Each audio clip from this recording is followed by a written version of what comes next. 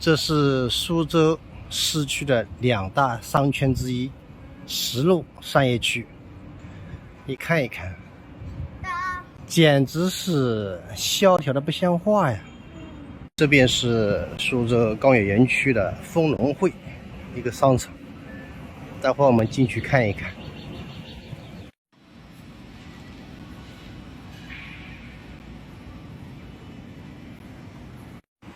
这边是圆融广场，关了，说是升级，也不知道什么时候才能再开。圆融广场对面呢就是久光百货，他们经营也是在苦苦支撑啊。管宇辉这是怎么了？好多店短短半年全部倒闭换铺。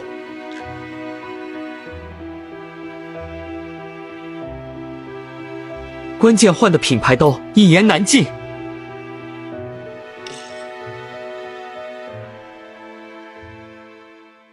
苏州以前是一个世界工厂，然而受大陆经济下滑以及供应链外移的影响，近些年有很多大型企业陆续搬离了这里，比如像是富士通、三星电子、日立显示器等。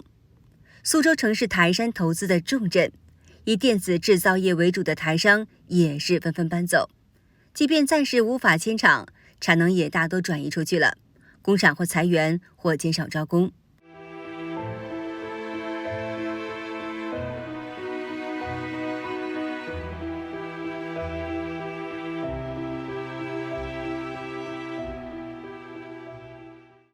感觉吴江天虹这里也要凉凉，商场都好难啊，没几个人啊。苏州省苏州市素有新一线城市之称，是中国制造业的第一城，曾经吸引大量外资和台资企业落户，当地外贸出口规模一度仅次于深圳， GDP 也一度逼近广州，跻身全国前4。然而呢，近年来随着如三星、索尼等日资企业、台资企业陆续搬到越南等地，苏州经济遭遇到重创，大量工人失业，外来务工者纷纷离开。如今苏州人气骤减，不少曾经热闹的商业街，如今却是门庭冷落，众多商场倒闭，尤其是临近的昆山有小台北之称，长期居住在昆山的台湾人几乎比本地人及外来其他人口还要多。昆山情况和苏州也是差不多少。今天呢，我们就来聊一聊这些话题。大家今年有没有发现，在苏州，无论是园区、新区，还是在各个区，人流量比往年大大减少了，商场也看不到人，饭店也看不到人，就拿周六周日啊，你看很多的地方啊，也是寥寥无几。过去随便一个时候啊，走到哪边是人山人海，都是打工者。现在你走到哪边，干什么的几乎没有什么排队了。商场啊，里面很多的商店啊，包括沿街的街铺啊，都倒闭了很多。特别像关田街啊、石路啊，你看一看老街区。我现在是在苏州工业园区林瑞广场，我们来看一看这边的一个商铺情况。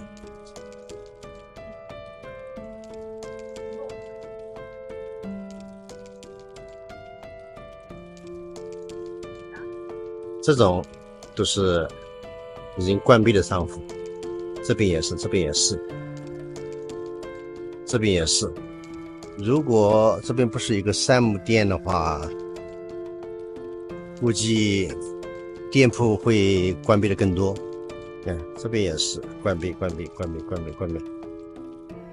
也许商场不会认为他们是关闭，他们可能换一种说法，叫做装修或者调整。这么好的商圈居然一个人都没有，我此刻的心情一点都高兴不起来。这是我们园区排名前3的商圈协汤老街，这么好的环境，这么好的地理位置，居然在这个时间点11点半一个人都没有。你想想，这些老板他的服务员要养着，他的房租要交着，他前期投入的装修费用都要去给出来，那他能赚到钱吗？怪不得这些门面啊，一两年就换一个人家，一两年就换一个人家。有的人家虽然说3、4年还在，但是苦苦的坚守。苏州是真的没有夜生活啊！我刚刚下了班，8点50分去商场里面去吃饭，进一家店打烊了，进一家店下班了。然后我好不容易找到一家店，那个店主说我们9点下班，然后限你5分钟之内点，如果5分钟之内没点上的话，那就吃不了了。我真的不夸张啊！我刚去那个商场，属于苏州的市中心的区域，像我之前去姑苏区的那个龙湖新开的那个商场，基本上8点钟到负1楼的时候就都黑了，就是买不着什么东西可以吃了。我记得我第一次来苏州的那天来租房子，然后6点半到7点这个时间段，我给5个中介打电话，这5个中介都说他们下班了，而且还有一个中介把我训了一顿，他说你怎么找房子不早一点找？这都几点了，大家都要吃饭，都要下班了。来上海、苏州、昆山这边找工作，真的是很让人崩溃。按理说这边经济发达，工作机会应该很多才是，可现实呢，电子厂工价低得离谱，2班倒才21块钱1小时，长白班只有20块钱1小时，这么低的工资，厂里居然还挑人，好多厂只要女生，男生连面试的机会都没有。上海现在根本就不缺普工。只要有人一说招人，立马几百人跑来面试，因为这边滞留的人太多了，大家都想来上海讨生活，可工作机会却少得可怜。现在找工作真的是太难了。作为苏州正儿八经的本地人，我表姐跟我说，她都快混不下去了。苏州本地人要不是靠拆迁弄点钱啊，估计现在很多人每天能啃2个大馒头就不错了。现在苏州到底是怎么了呢？博主说，他有个朋友想开个餐馆，他劝阻不了，结果他这个朋友却吃了大亏。我当时就跟他讲，大环境不好，餐饮不能干。他非不信啊，非要自己去试一下。这下好了呀，头发是成把往下掉，5个月的时间亏了100个，正常人都接受不了吧？想一想啊，之前的冠前街周边那几条街是多么辉煌，现在的年轻人估计是体验不到那种逛街的乐趣了，没有一点点的烟火气，整个苏州都这样。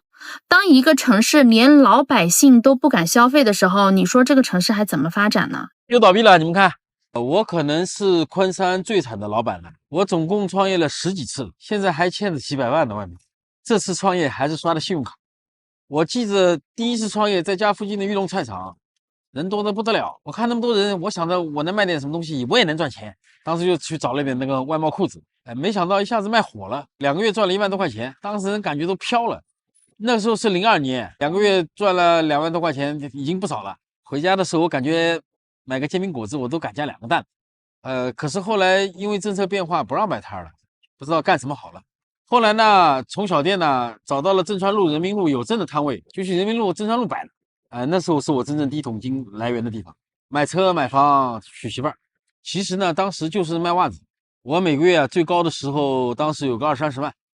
那个时候记得我晚上那个收钱嘛，都现金，收的都数钱数到手抽筋。博主表示，后来随着整个经济大环境恶化，加上电商的崛起，昆山商业圈逐渐衰落，生意越来越差了。最少的时候，1个月他连1万块钱的毛利都挣不到，连房租都付不起了。博主还想再次创业，东山再起，不过很多网友留言劝他要小心谨慎。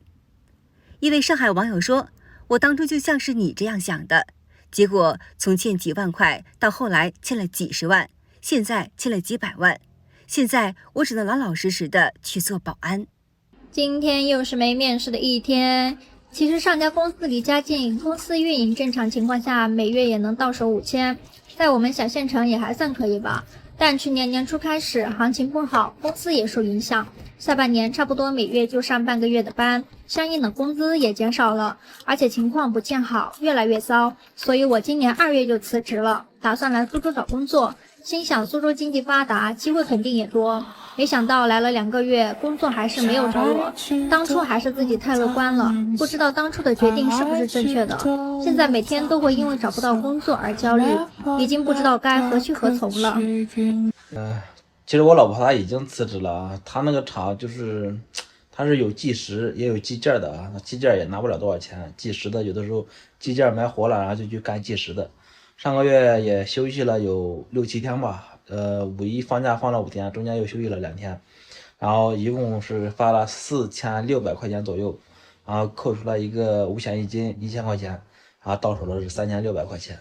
其实他这个工资啊，在昆山这边相当于是挺普遍的一个工资啊，就是反正普工一般的普通员工在工厂里面也就拿个4000、5000块钱左右啊，但是他是扣除了保险，他不扣保险的话也是4、5千块钱的样子。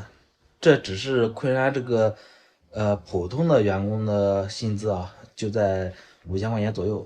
分享这个视频呢，也是想说一下啊，昆山这边现在工资确实不是很高。这个工厂马上要搬到越南去了，苏州到底怎么了？到底哪个环节出了错误？我们经常和客户打交道，也经常听一些在工厂上班的一些客户说，他们的厂可能要搬到东南亚，或者搬到其他省份去，经常听到一些客户这样的声音。目前苏州暑假工能进的厂基本上都没有了啊。现在很多苏州厂区呢都已经不招暑假工了。如果你已经进厂了，活能干，就一定不要瞎跑了，就先干一段时间。如果你还没有出来，还在老家，那我也不说不让你出来了。你出来之前呢，你一定要考虑清楚，能不能接受流水线，能不能接受穿无尘衣，能不能接受站班，能不能接受领导屌人，能不能接受工资低。如果其中有一项你接受不了，就一定不要出来了，出来只有自留。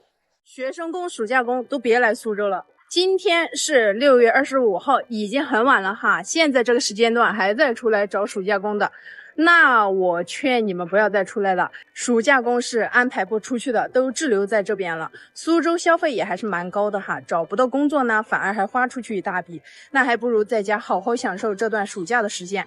甚至有可能你来苏州了，找不到工作，焦虑了，就会病急乱投医，就给黑中介给骗了。黑中介利用什么高工价、新人入职奖励呀，或者是报销车费啊，或者轻松月入过万啊，真的这些招聘信息一律都不要相信，没一个是真的，都是骗你钱的，到时候别人财两空了。